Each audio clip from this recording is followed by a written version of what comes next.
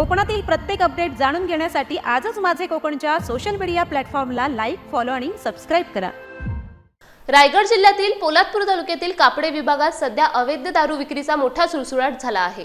महाबळेश्वर मार्गावरील हॉटेल आणि बियर शॉप्समध्ये राजरोसपणे बेकायदेशीर इंग्लिश दारूची विक्री सुरू आहे। विशेष म्हणजे आगामी जिल्हा परिषद निवडणुकांच्या पार्श्वभूमीवर या व्यवसायाला अधिक वेग आल्याचे पाहायला मिळत आहे। राज्य उत्पादन शुल्क विभाग आणि स्थानिक पोलादपूर पोलीस या गंभीर प्रकाराकडे जाणीवपूर्वक दुर्लक्ष करत असल्याचा आरोप स्थानिक नागरिक करत आहेत।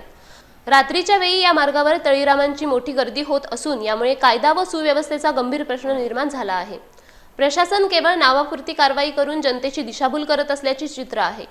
एकीकडे वाहतुकीवर कारवाई होते, मात्र प्रत्यक्ष विक्रेत्यांना अभय दिले जात असल्याने तीव्र संताप व्यक्त होत आहे।